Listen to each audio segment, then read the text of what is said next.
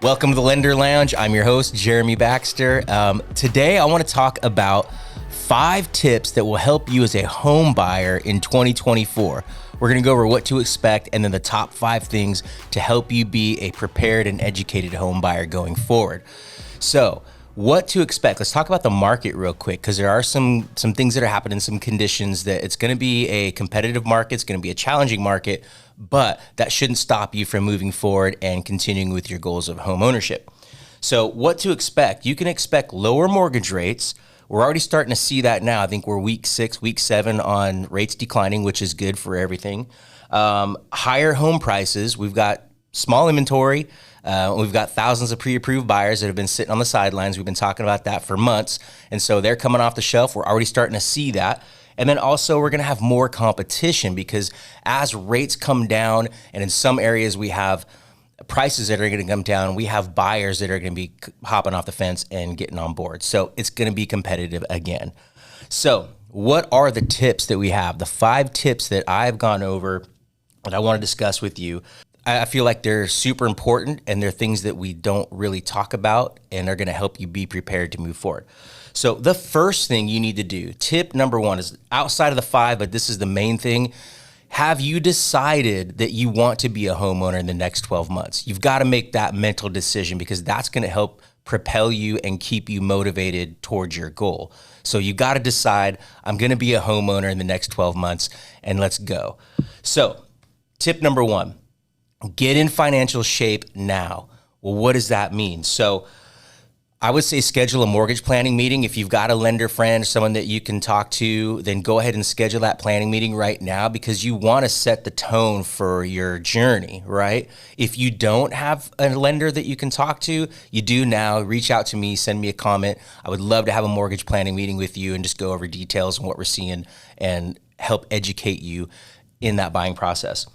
So then the next thing you want to do is, after your mortgage planning meeting, I would say get pre-approved. So you want to get an underwritten approval. And what that means is you're going to turn in your income documents, your W-2s. You're going to get your credit and assets underwritten, your income dialed in, and then you're going to know what you're approved for and then how much you want to afford. So you don't necessarily have to go at the max of what your approval is. So let's find what that looks like, and then let's decide on how much you want to afford in that, and if it makes sense to go to the top, middle, bottom, however.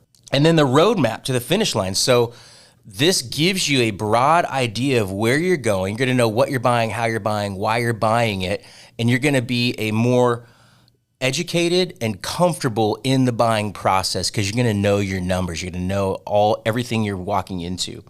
So the second, which leads us right into this, the second tip is know your numbers. So you want to know your debt to income ratio. We call it DTI here, debt to income ratio. That's how much is going out compared to what's coming in. And that helps us decide how much you can afford, how much house, how much you can purchase with down payment, your loan amount, all that stuff. So DTI, debt to income ratio, is super important. If you've got some debt that you want to pay off to help leverage and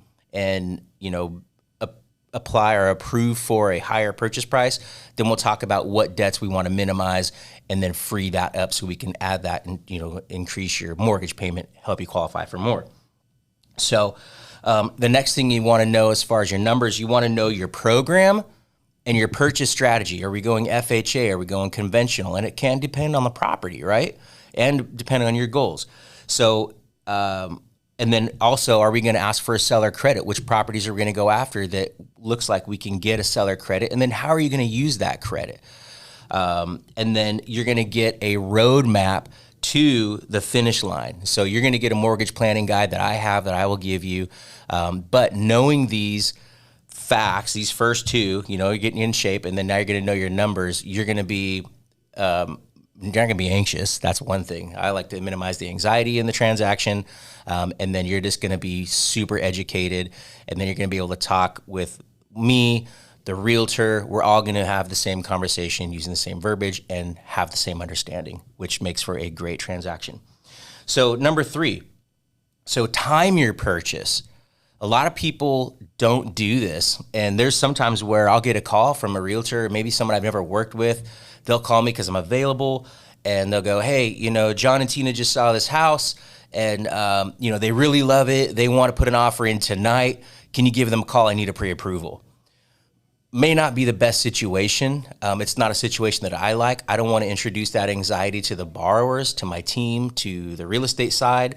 And so I will still schedule a mortgage planning meeting and then let the realtor know, hey, we're off a little bit. We're not going to be able to put an offer in tonight. So we want to avoid that going into 2024. So you want to be locked and loaded with your finger on the trigger, ready to go when the opportunity presents itself. And then also, part of timing your purchase is, are you going to, set a goal date? Are you going to buy at the beginning of the year? Are you going to buy at the end of the year? And that could be dependent on what you learn in that mortgage planning meeting. Do we have some work to do before we get to where we want to be? Or are you ready now and let's go? So you want to time that. And if you're waiting for interest rates to come down, which we are seeing them start to move down, you may want to look towards the end of the year. But there's some strategies that will allow you to purchase sooner than later. If you're waiting on a rate, contact me about that. I would love to have that conversation with you. So time your purchase. It's super important. Now, the fourth tip, don't rush your decision, okay? We have plenty of time right now to make educated decisions, to know your numbers, to be well aware of what you're getting into and what's going on in the future, what's happening there. So take time to educate yourself after you talk with the realtor, you talk with me. Then also educate yourself on your own questions. You can always ask us, lean on us, but I always tell people, do your own research, because it sticks a little better if you are actively going and pursuing the answers to your questions. It's a big helpful thing for you as a home buyer. Also, here's a big thing, is this allows you to take a lot of time to get to know your realtor and the lender you're working with and build a relationship, and you guys figure out how to work with each other. You're going to figure out, are you guys vibing well? And then you can also have way better discussions about strategy, your money, how it's going to work. It goes a long way by having that, just a cohesive relationship there between the three people that are involved in the transaction.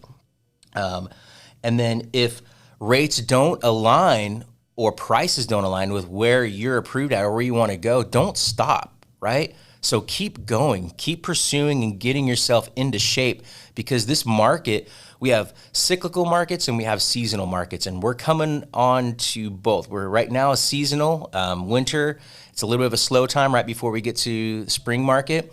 We're also coming up on a cyclical season where we're coming into an election year, and there's variables in there. It's going to be a tricky market, and there's going to be a lot of things to keep us on our toes that we want to watch for so we can help navigate you through this. Yeah, so just keeping in line. You don't want to rush the decision. We have plenty of time to do it right, and this market is perfect for that. So that's all I wanted to say on that. Number 4. And then number 5 is build up your savings, because you are going to want to save for your down payment, whether it's 20%, 5%, 3%, whatever program you go to, or if you're using down payment assistance. We still want to save. We still want to have some reserves to strengthen that file, and then also just a cushion for things, maintenance. And when you do become a homeowner, there are things you're going to want to change and do right away. So I would say have a cushion is good. And then also, maintenance costs as a homeowner, and then reserves in the bank. So this is important. And sometimes, we'll have borrowers that come in and everything's great, but they don't really have any reserves. So after they buy the house, they're not going to have much money left. And that can derail your approval or delay that, So being financially fit and being super prepared to pull the trigger in 24 is the move right now. So that's pretty much all I have. So just to recap again, so what to expect in 2024 as a homeowner: lower mortgage rates, higher home prices, more competition. And then the first thing you want to do as far as mindset to get ready to be a homeowner and start that journey is you've got to decide that you want to be a homeowner in the next 12 months. Have you decided? If so, reach out to me.